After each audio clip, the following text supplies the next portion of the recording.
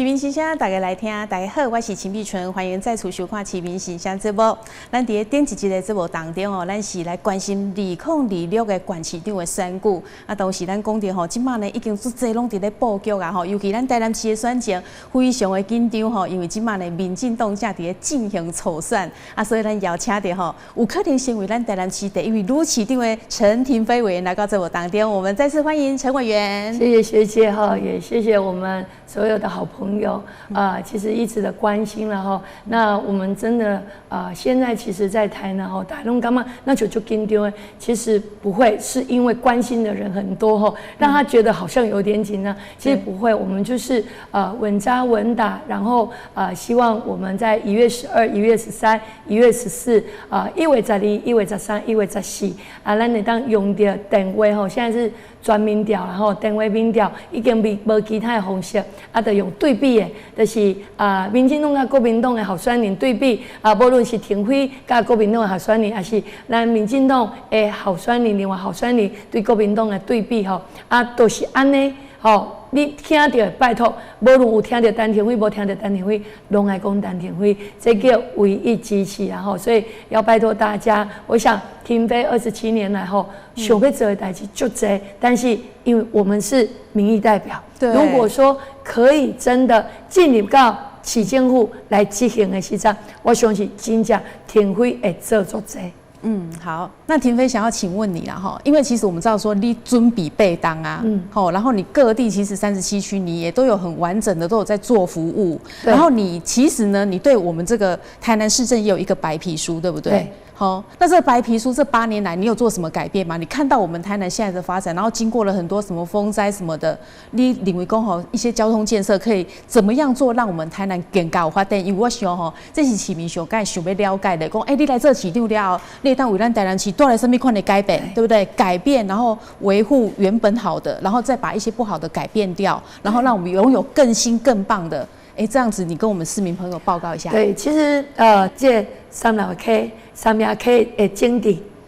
它就一次核定，一次核定你就可以说来，我们土地谁愿意先？好，因为伊甲袂一再看一再，一再看一再，我这阵也无处理了，你嘛无法度，就会变成拖时间。对，但是你一次核定，我们就土地一次处理，谁如果不同意，就会有压力。就是你，人其他拢同意啊，就是你不同意，他就会压力。所以300K 经地就紧的，它变成是一个典范。所以我当时就用我300K 排水的经地，甲咱蔡英文总统讲，你敢知我等偌久？这是唔对的。但因为它是那个就是等水利署的署牌，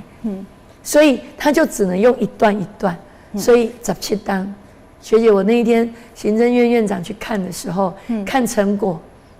我跟他讲，院长17档，我多做17档，我今年要迈入第18年，哇，做17年呢，17年，我说这一段刚好从出海口，我当立委的时候一直争取到现在，最后一路到公清寮，安尼规个加上当中有一个分红。安尼17档，我说你知道吗？我们从本来12档，呀，弄这个咱5档会够凶，对啊，你们最常常去的地方，办活动的地方，对，去的时候你知道那时候，定都底下分便当，因为饮水啊，饮水了拢2枚，安尼2枚3缸，那我们都心会痛，现在都不会了。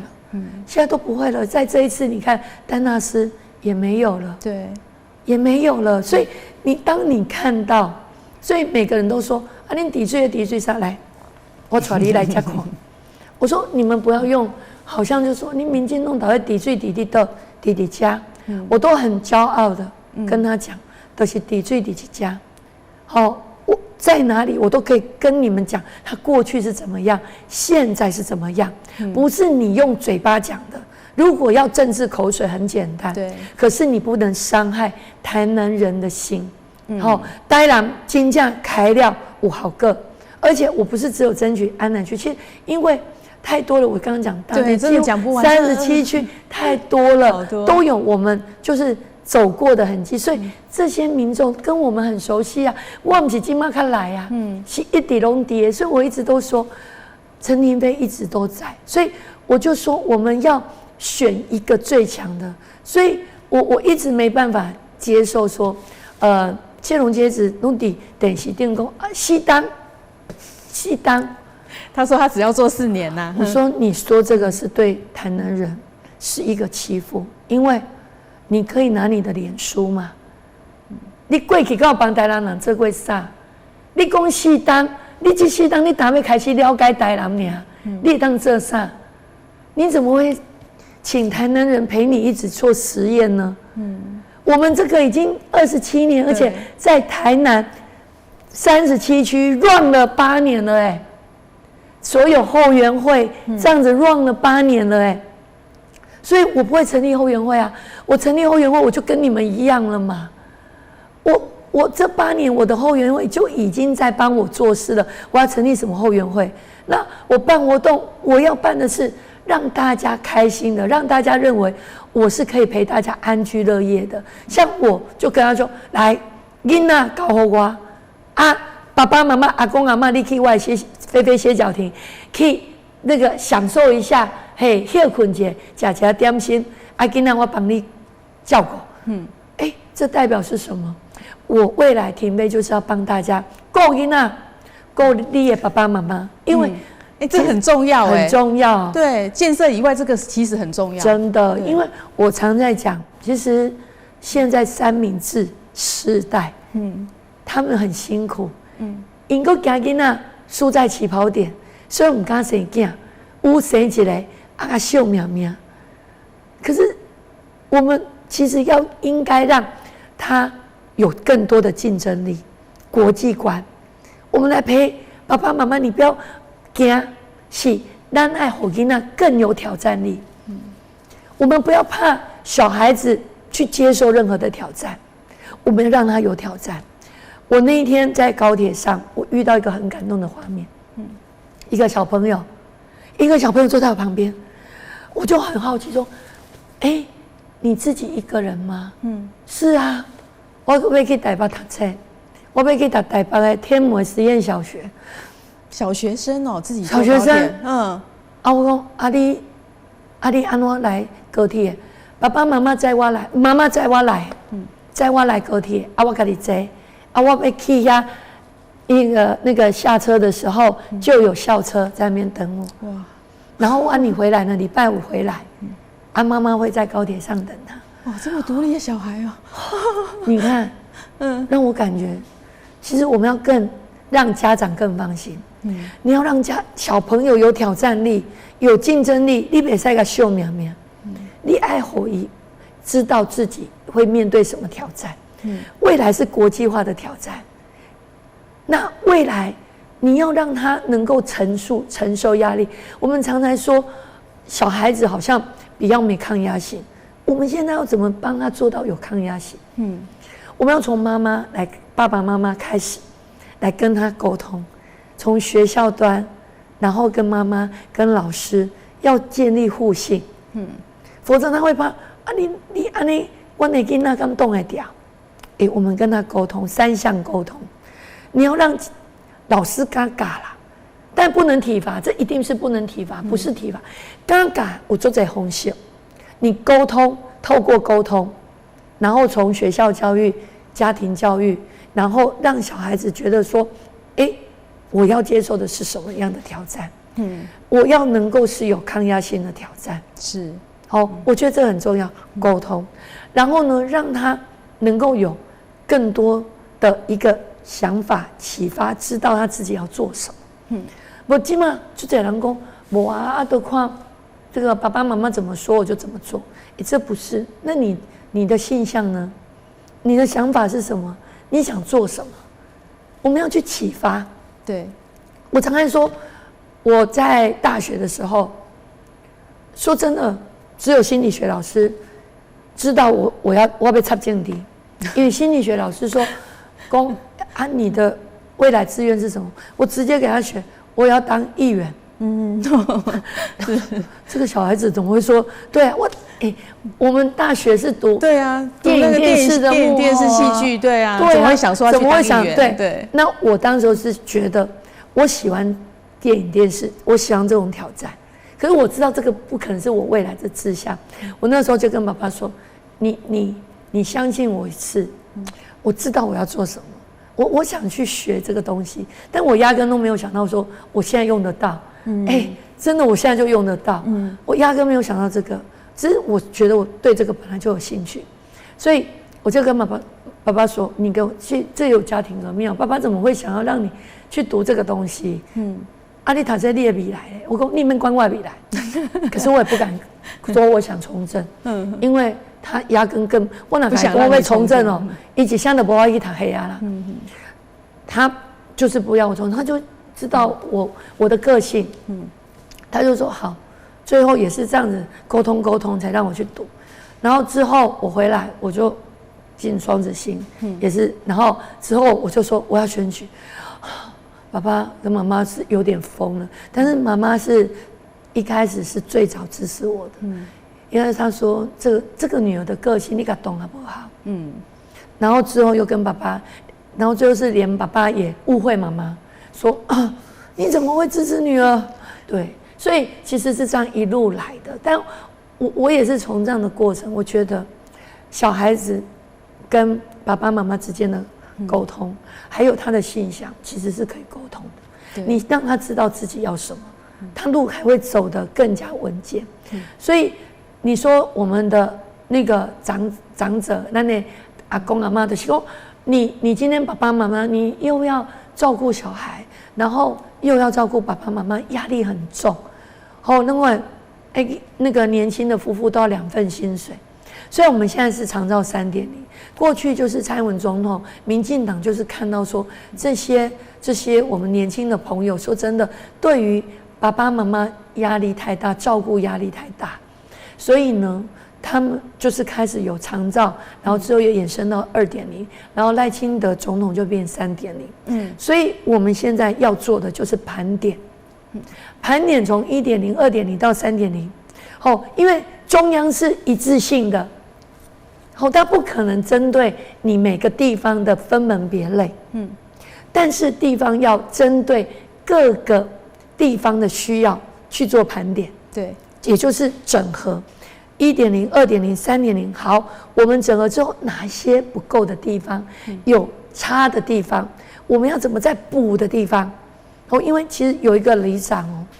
跟我讲一句话，我其实是从那时候我就觉得。有一些真的是我们可以做得更好的地方。里长，我这个也曾经跟卫福部咨询过，里长就跟我讲，他哭着跟我讲，他说一个女性的里长，他说他先生中风，需要用到长照的资源，他才发现他在帮大家帮政府在宣导，因为我们办很多活动都会请社会局啊相关单位来做宣导嘛。然后里长就说，我帮市政府做了很多宣导，可是我发现我们要用的时候，真的不好用，不好用。对，遇到了才知道困难点在哪里。那但是我们长照资源很多啊。你用得到的，你觉得真的很好用，可是你如果没有了解到他们，做一个整合盘整，就会有这个问题。所以我就觉得，我如果说我们当了市长，我可以把大家每个地方的盘整需要，尤其现在失智很严重，可是现在他们很担心，出国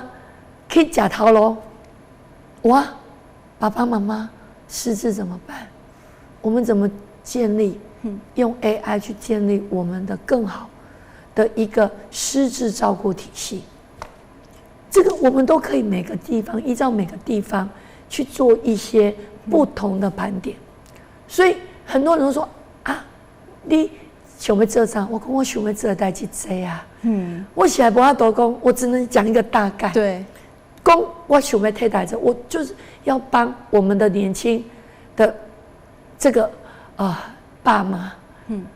他能够照顾小孩，照顾他的爸爸妈妈，让他不要被夹在中间变三明治，好像被压着喘不过气来，就是这个样子。所以我觉得我们要做的很多，因为陈亭妃太了解台南了。从这段时间，我常在讲，过去我们是民意代表，是建议权，没有执行权。对，让给人建议，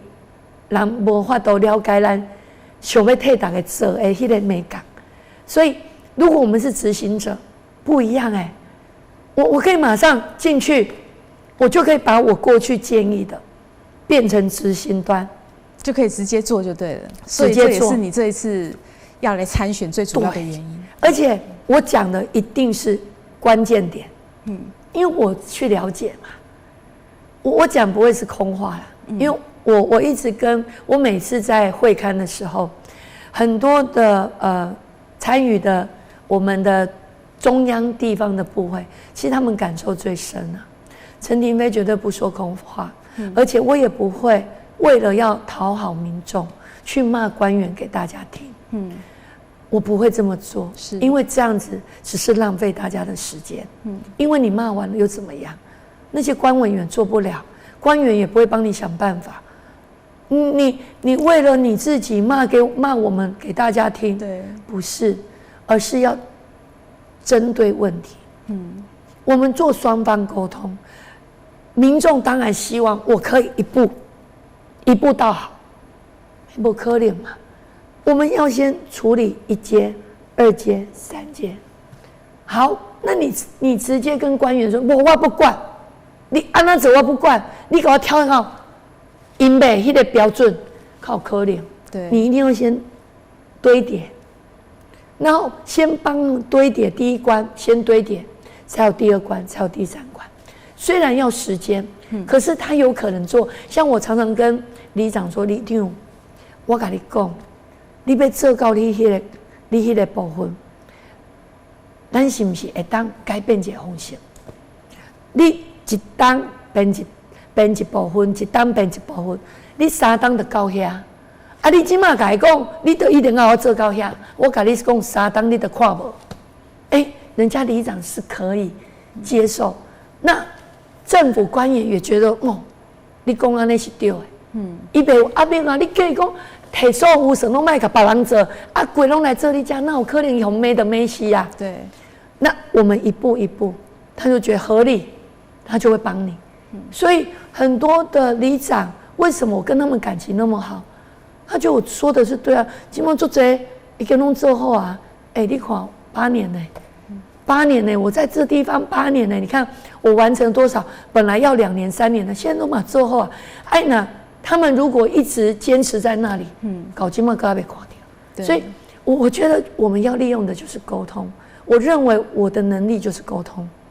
我可以知道，以我的经验，我知道问题在哪里。对，所以其实这也是做一个市长很重要的，其实要知道能够倾听，然后又可以沟通，这样事情才可以做得好。亭妃就跟大家讲一下，就是说，其实这8年来你都一直有在经营嘛，对不对？你想要成为我们台南市第1位女市长，对，那你有信心吗？我很有信心，因为我觉得，就像我刚刚讲的，人民的力量其实是最重要的，人民的支持。所以我现在到每个地方，我是走进去每一个活动，我不要让大家来找我，我是走进每一个活动，去接触每一个人，去握每一双手。对，我觉得那才是最真实的，而且跟大家说。台南还没有女性的市长过，女性的市长伊会当用顾家、听家、爱家心来顾台南这个家，台南就是一个家，台南它不要有纷争。我觉得一路走到这里，大家希望的是一个团结，大家爱惜的感觉，团结的感觉，一个家就是团结。伊愈加有机会，愈加有希望，会当愈加旺。你分分了了。讲真的，人讲的若家己兄弟啊，内面都咧冤家啊，这个家哪会旺？若大家拢好好气气，对，大家往一个目标，都是台南爱好的一个目标。我相信台南绝对愈来愈好。而且我讲的，台南需要一个女市长，为什么？伊会当用温柔、柔性来倾听，来听你讲，伊会当坚韧的耐力来为大家中南中北。嘿，我有体力，我有活力，所以中南中北，我要讲，我要做行动政府，行动政府，行动政府就是市长到倒，咱的团队就到倒。因为你看嘛，是毋是市长去倒会刊，咱的局处席就一定让他搞。那如果这样子，是不是解决问题最快？对，我们做我们的效率控管，多久你要回报，多久可以达到？每一年我们就这样子作为我们的绩效，然后所看的每一个部分就是我们明年编预算的基底，袂欧北编预算。好，即马讲真的，可能大家拢讲，你都预算，可能当可能就是大家会觉得了无新意。可是如果你真的编到人民的心坎里，那就不会了无新意，是每年都有让大家新的感觉，有建设的感觉。对，如果再加上我们的大型建设，好，今天来不及说大型建设，我们可以下一次。但是我相信，如果再加上大型建设，好，包括廷飞最近所讲的，那今嘛一直要求国发会要来拜托我们地方政府送出我们廊带的创生计划，这个就是用5分仔车。在汤铁的5分仔车，结合咱后壁新娘咸水，咱这条线算讲是目前阮安尼找安尼讨论问题上少的，但是嘛是有问题。可是我们就要把它变成上位计划，变成国发会的创生计划。所以当变成是创生计划，各部会就会加进来，它就变成是好像我们现在捷运蓝线的第一期，好，现在已经这个完成了我们的规划，而且同意了，现在是预算，好，可能明年现在在这个看预算是多少，要来做发包的动作。但是这是第一期，我们还有蓝线的第一期沿线，然后还有深绿线，深绿线是直接，因为延伸的蓝线是接到高铁站，好，从我们的转运接到高铁，然后我们的深绿线是从南科接了这一条线接到高铁，然后还有一条叫这个我们的红线是能够跟湖内这样子所谓半环状，还没有整个环状，环状还要接一个黄线。好，这个其实我就说，你看我们蓝线第一期那一天，赖清德总统才刚讲，这是他行政院院长之后所核定的可行性。你看到现在8年多了，对，8年多了，这个才现在可能明年才可能有发包的机会，所以你看8、9年的时间，所以我们现在一定要开始同步。要怎么做？所以我等丹北湖啊，所以我就请国发会，像我是经济委员赵伟，我在去年就一直在 push 这个计划。那这一次我们在这个立法院质询也讲，然后也我除了带他们来会勘以外，那个5月的时候带来会勘，我质询，然后现在我也请他们进一步把每个人部会要做的都分出来。都拉出来，自己要负责。所以除了我们4横3纵，整个大环状，我们还有这些。我相信用交通来串联。这一次丹纳斯台风，其实我第一想要做的，我那一天也跟台电说，未来其实如果我们编了这个部预算或是行政院的预算，那每一个县市都在争取，那你台电要先做谁的？对呀，他们是阿丘吧？对啊，好，你一定要定出一个你们配合的一个机制。那现在基本上台电都有一个机制，就是说你们各县市谁配合款，就是我编一部分，你有配合款的，我的先来整。好，那我们就说你应该定出这个原则。那未来对这个部分，因为都事情瓦基我公斤呢，我们台南也下到，嘉义县也下到。所以这个部分我觉得，如果我当市长，这个预算一定要编。编了之后，你其实从我们主干线，虽然这一次你知道我们才拿到一点点钱，可是说真的，他们已经给我们台南最多了，可是他也只能改到一点点而已。所以我觉得我们就要用我们台南市自己的预算，然后去跟中央去争取这个部分。等于说你编给我多少，我有诚意，我有诚意来拿出这个预算来跟你做搭配。好，这样子他也可以去说服别人嘛。那我们刚刚编呢，挺会跟他编。因为真的我看到这一次真的很难过啦，就是你光那些店吼，安那看你在刚拢无法都回复。这个部分就是电是基本民生需求嘛。对，所以这个部分我一定会来做，这是我其实在这一次丹纳斯台风最大的感受。是。那其实在我刚刚学姐有讲到说，其实我这8年，其实我在8年前跟黄伟哲市长初选的时候，其实我是唯一有拿出白皮书的人。唯一一个。对，因为市长也没拿出来，也没有，反正那时候就是我认为我要对自己会就是更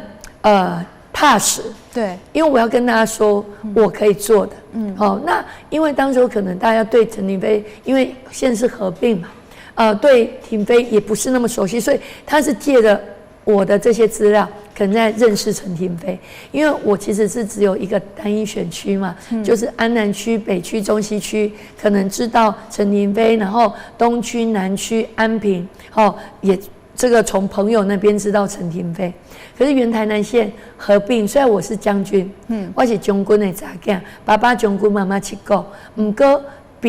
比起他们过去服务的一个范围，我们总是还是会有一点落差嘛。所以我就觉得说没关系，这8年那是没有过关，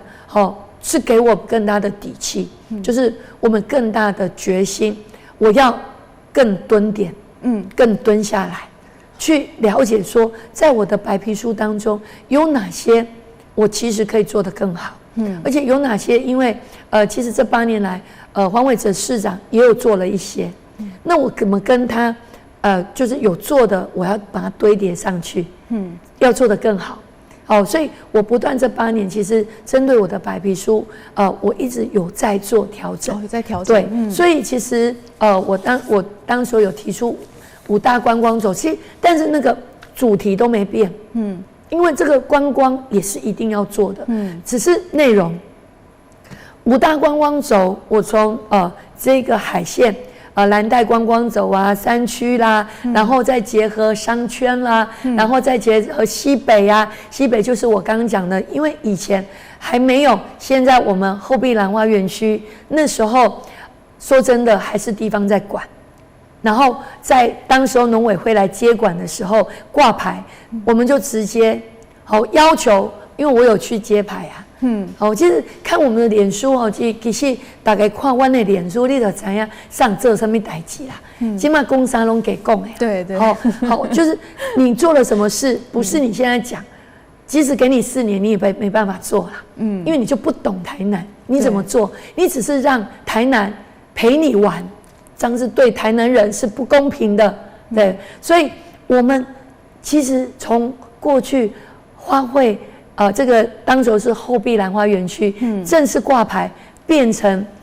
我们的中央管的兰花园区，以前是地方嘛，这预算大家就觉得好像不大够，好，所以当时我们就一直争取升格，变成这个当时候是农委会，也还没农业部，这样就农委会。所以那时候陈吉仲去接牌的时候，我就直接跟陈吉仲说，因为我在经济委员会嘛，我就跟吉仲部长说，吉仲部长，我们现在挂了这个牌，可是预算还没到位哦，因为我们现在还是围在别人的旁边，就是人分的钱，我是给人分一点，我说我不是在这哦，我们的升格，我们是要真的看到我们自己的预算。跟你对我们的重视，所以最近我们花卉产业园区正式挂牌，我们有4级单位。学姐，我们这个争取多久？你刚才哪看我那个新武省的时阵，那个主决议一直写，一直盯，然后从组织改造，然后一直讲，我们咨询几次，最后才这样逼到说好有一个4级单位，然后终于他们这个挂牌之后，明年可以编列他们的预算。这个真的是有它的过程啊，不是用嘴讲，不是停电挂落来啦。然后再来，现在我们还争取花卉产业园区，就是攻坚计划，将近要71亿的攻坚计划，我们也是追啊，退来退去，预算退来退去，因为那是国发会的这个 know how 嘛，他攻坚预算攻坚计划必须他审过，所以呢，他退来退去，因为抓狂说你们是在退什么？那天我就咨询，终于过了，现在他们只是写说有啦，委员我们只是写了一点点小小的意见，提醒的意见，我们没有反对，终于然后主委你讲的没有反对，你不要让我看到公文再退回来因为你没有开始做一杯壶啦，因为你今天将近71亿，那是要分好几年不是这个71亿全部到位，是明年开始一步一步，然后慢慢做，慢慢看到成果，那整个都是台糖的土地，所以它是这样子。好，过去在我当时候白皮书没有这个部分，没有，当时还是后壁兰花园区是市政府的，所以我才说我们要发展这个。现在是进步到我利用我立委的职权，立委的这样子的一个能量，我已经这样子慢慢的推到，已经变成花卉产业园区，也变成4级单位了。好，然后再来就是这你没讲，我们都不晓得。对啊，对啊，现在其实没有人可以讲得我这么清楚。对啊，所以我其实也不口水啦，很多人就开始在口水，我都不口水，我都只有一句话，你们就看我们的脸书，看我们的咨询。凡走过必留下痕迹，对，绝对天上不是掉下来的礼物。然后再来就是那个新营，我们国家图书馆南部分馆，这个也是大家可以看我们当时候我的咨询，当时我在教育文化委员会，在争取国家图书馆南部分馆，然后当时候赖总统是市长，我因为最开始其实我们争取是要在兵配场，兵配场那一块土地，可是最后变成国家南部园区，它其实如果能量更大，连周边所有的这些运动或是休闲都一并带动起来的话，是更好。所以当时候赖市长，我们也发现，兵配场好像土地不大够，他说我们是不是放在新营？我说 OK。其实台南只要是我们一起争取来到台南，哪里都好。我们不能再让高雄争过去啦。所以我当时在教育文化委员会，我都咨询。那时候我很凶啊，那时候大家看到说这个27席的那个立委的时候是3席区域，我就是其中1席。我们当时是跟国民党站来站去，还有管碧玲，还有林淑芬那时候的时代，我们就这样子。然后我就说市长没有关系，只要可以帮助台湾好，就一路这样子慢慢啪，这样计划慢慢核定这样，然后预算增加，然后一直到现在，我们国家图书馆南部分馆也即将要完成。这以前都没有的啊。对，那时候我要选的时候都还没啊，对不对？那我看到这个部分哈，然后再来就是盐水的岸内糖厂，岸内影视基地，影视基地那时候也没有啊，那时候就一个糖厂荒废，现在岸内影视基地，对不对？好多人去拍片呢，对啊，都去拍片啊，我也去拍过。我不是演妈祖，我就去那边拍啊。所以，我那时候在那个攻坚计划，他们现在要争取攻坚计划嘛，我就跟国发会说，还有跟那个曾丽君副院长说嘛，我就说，您拢来这看，无像我感觉这深，我是清新来家拍片。我说这刚好把你学的又用出来了啊，对，又用出来。我说真的很重要，而且他那边的时代有日据时代，有明清时代，对，有清朝，然后在更前面的，反正然后又有明后的。我告诉你，还有光复前、光复后。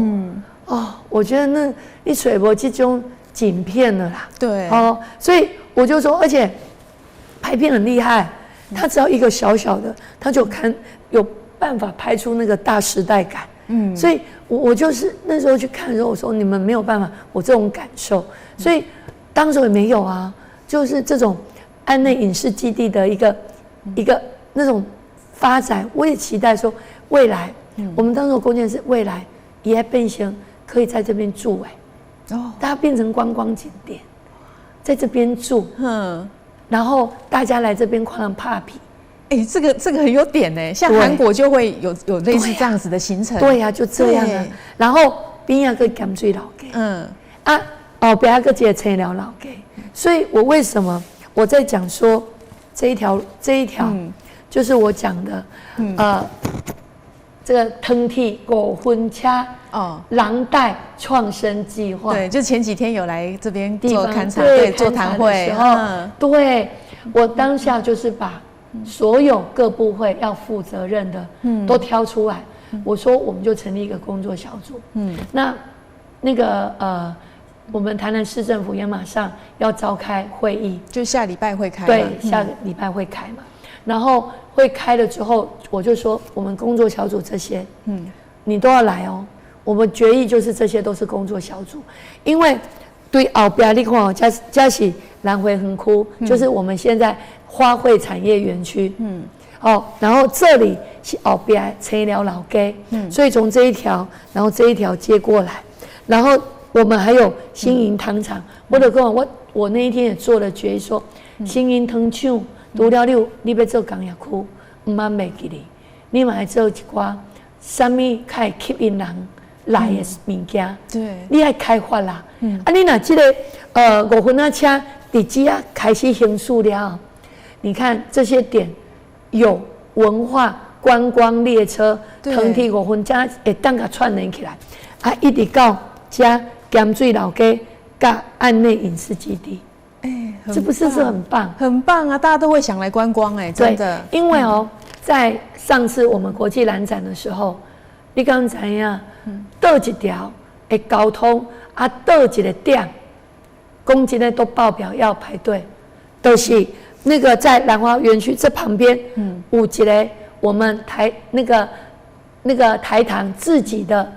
一个老车站，底下会当坐一段路。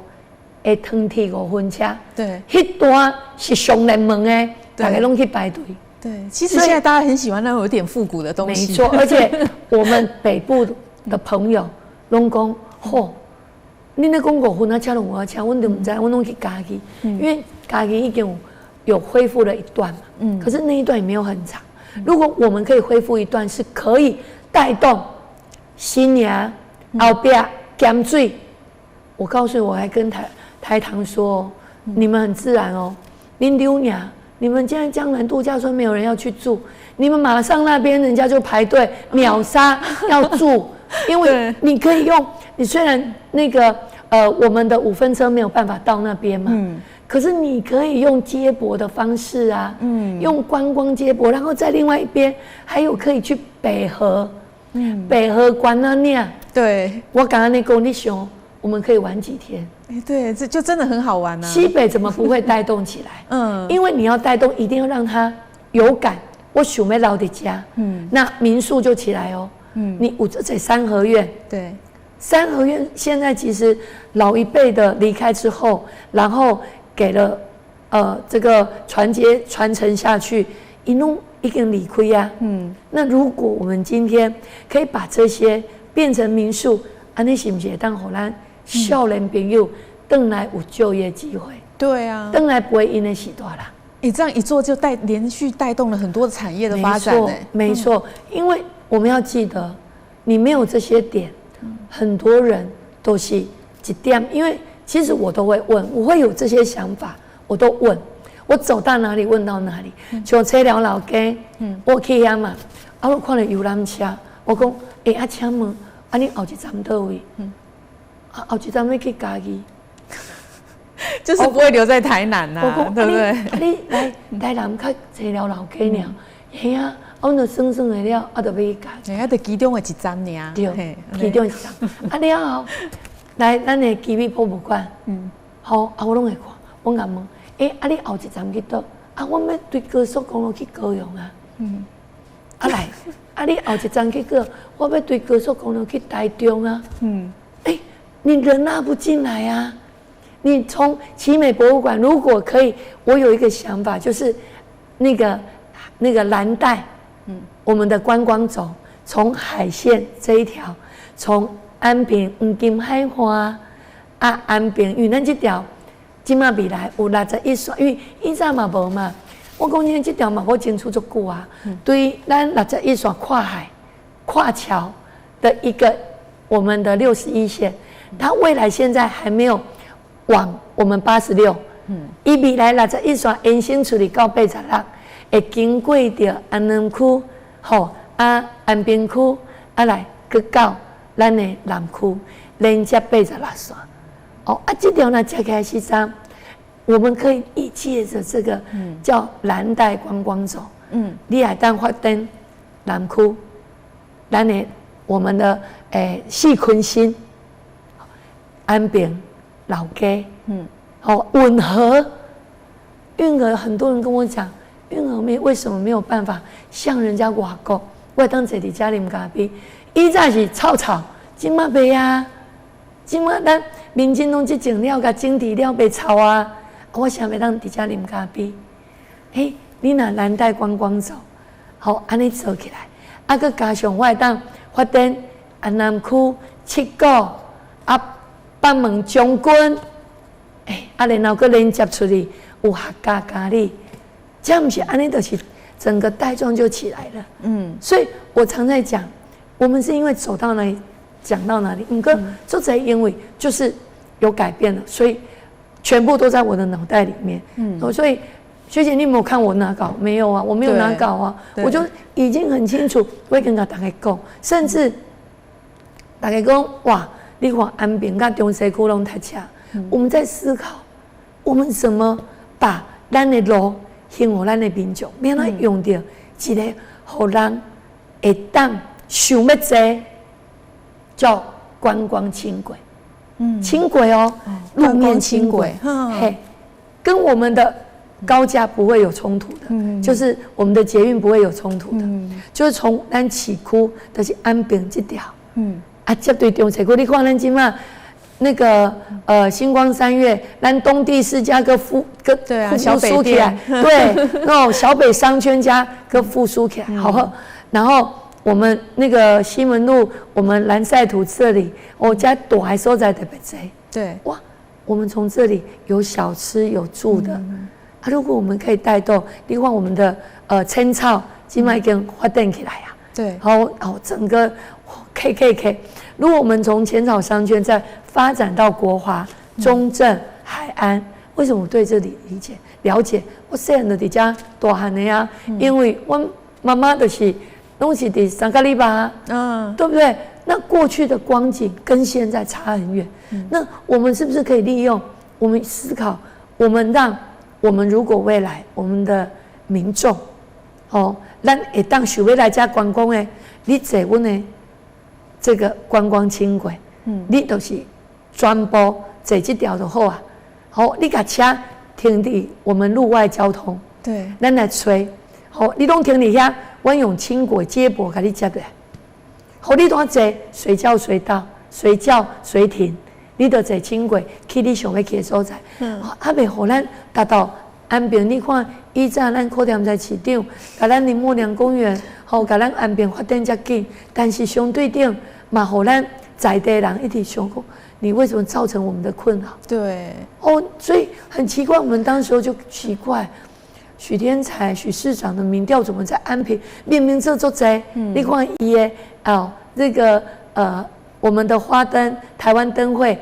弄办的安平，应该是大家做劳累，可是为什么民调在安平没有办法得到？就是原来追究原因是在地人，你来是观光客，无法度接到电话，但是会当接到电话，感觉礼拜六、礼拜天，对，你做成着，阮一想着拜六礼拜，阮就惊民众礼拜观光客礼拜，阮就无法度出去啊。对，所以我其实从过去一直27单，我们听了很多，所以我们希望的是把这些串联起来，点线面的串联，点线面串联。那其实我刚刚讲的是我们期待的，就是说我们现在就在做，在规划。如果真的我们创生计划送出来了，其实如果亭妃当市长，我就可以开始执行。因为我了解，我们可能速度会更快。因为其实我那一天，请那么多单位来的时候，他们其实说真的，大家都不知道创生元年是精神在哪里。里面有一个承办人员，就是国发会现在是副组长。他举手说有，他是。我好感动，我说你拜托负责做一个串联，把这个精神讲给大家听。创生就是上位，它就类似，就是我们现在重大工程计划是不是都要可行性评估？一步一步。可是它这个部分就是所谓创生，就是高于我们没办法用所谓的农村再生，然后跟点区我们社区的结合。因为你大型建设不可能这里加嘛。我们就用这样子的一个小小的一个串联，所以这就是创生的精神，而且是上位，经费也是国家型的。所以当时陈美玲秘书长做的也是他当时是当那个主委，国发会主委，所以人家都说他是那个创生教母嘛，就是这个样子嘛。对，他就是他非常重视推动。我现在走到哪里，我都说我们要感谢，连同那一天，其实我们北区创生钟楼里的创生在动土的时候，因为我们台北在开会我就是很给本，我说因为我觉得该感谢的要感谢，是，所以我就跟他们讲这一块。当摕到铁路局的土地，中劳里都没土地啦，只有铁路局有一块土地，然后真的是陈美玲那个秘书长，他帮忙沟通，然后让铁道局可以让出这一块土地，最后就是移给国有财产局，国有财产局才能无偿拨用给市政府，作为我们长照据点。但是你敢知影？到目前为止，刚若无我讲，大家拢当作是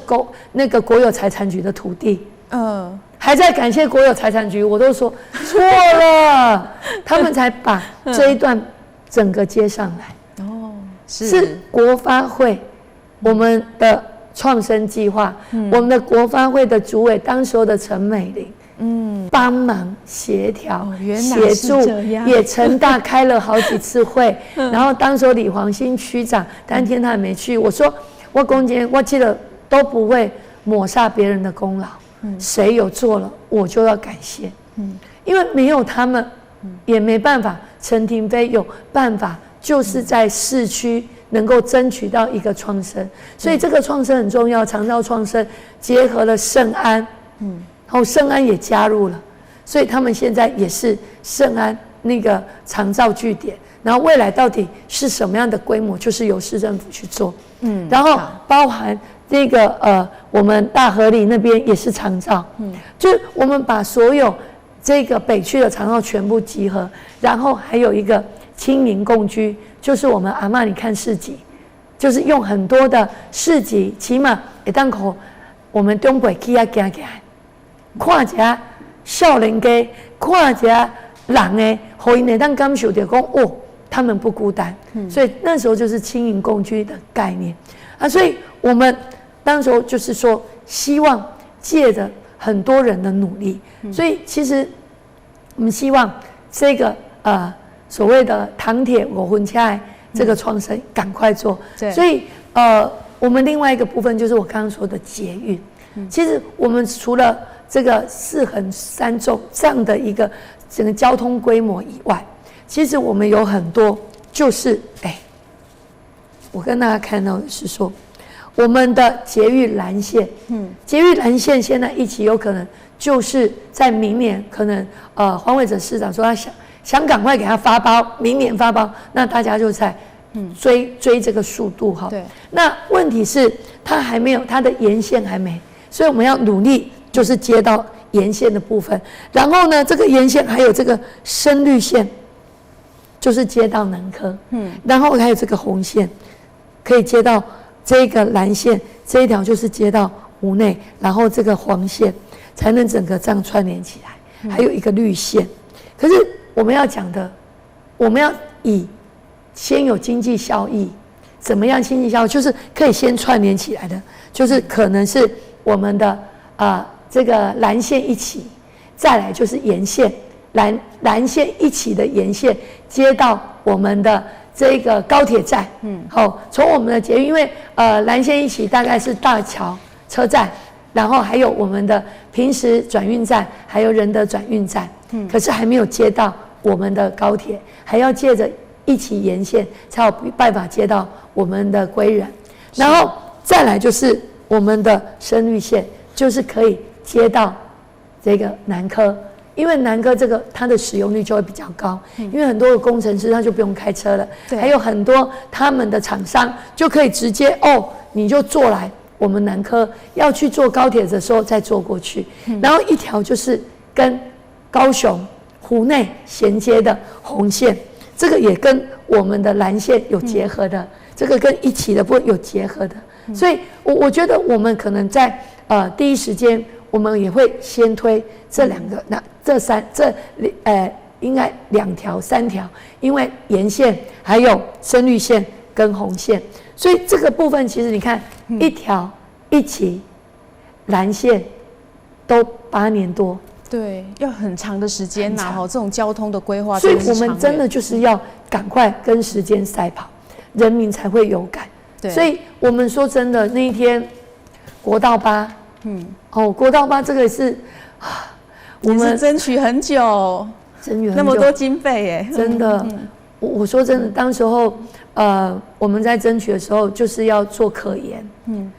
可研性评估。对，然后当时候为什么？因为他们认为我们流量还不足，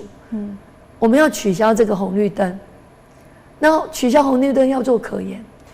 所以那时候苏贞昌院长终于核定可研，然后到了陈建仁核定了经费，他还下来，我还陪在旁边，那个都看得到啦，谁在旁边没在旁边都很清楚，所以，然后现在卓荣泰院长来动土，所以我觉得这种过程，你看到就是一个小孩子生出来，对，但他现在都好像断掉了，前面好像天上掉下来了，都会直接这样子。对啊，民众一看到就说他动土了，或者是说他完工了，但是这中间呢，其实就是靠我们委员呢也是去争取的很多，那这过程真的是非常复杂，而且困难度很高。因为安南区是最使用率最高的，对，你知道吗？那每次塞上下班，要塞30分钟至1个小时，要去到南科上班，他们都要提早多早出门，然后你提早我也提早，结果提早还是会塞，对，还是塞在一起，所以这很恐怖。所以到了南科也塞，到了新市那一段也塞，所以我觉得已经到了每一个阶段的不一样，所以我们争取，所以这个国道8，你看现在动土了。我们未来也是要怎么连接串联国道8，要怎么接到台江，怎么走高架，这个都是未来的计划。就是我们要4横3纵，把它做得更完整，从外环道啦等等，好，怎么做得更完整，然后把人民民生的需要做得更足，那么的便利性更高，这就是其实我们所要坚持的。好，哇，那很高兴我们今天访问亭妃他有跟我们讲了很多，他可能未来如果可以顺利当选我们台南市呢第1位女市长的话，他要做的一些建设。但是呢，我觉得这只是其中一部分。他8年来这样积极的经营，然后白皮书画出来，那很多东西就是请我们观众朋友自己好好的来看他们的脸书啦哈，然后有一些相关的资料他们都有 po 出来，做的建设真的是非常的多。我上次去看了一下，我吓一跳说，哇，其实这27年来停飞停建我的学妹一个小女孩，然后长大了，做了这么多的事情，真的，对，好快哦，对对对，23岁，而且我当时跟学姐我们在学校的时候读书的时候，到现在这样子，应该我们已经真的是撒当啊啦，对啊，真的，对，这其实还有我们农渔民的，其实我们真的要做出很多的特色，包括建制很多这个摘笋的 SOP， 对，然后再来就是我们的四季，让人家到台南一年四季你都有看到我们台南的农特产品。鱼特产品，这就是我们所要的，因为人要让你吸进来。我其实很多想做的，其实说真的，所以我妈妈才说，我感觉你一定会以起建户为家。我说，我想我也是。好，我们今天非常感谢婷飞，谢谢你，谢谢学姐。好，那如果可以当选理事长之后呢，可以通过这个初选，我们再好好来访问一下他有什么样的一些政见。好，再次谢谢婷飞。好，也谢谢观众朋友收看，咱起比喜下直播底下各级到了，咱再会。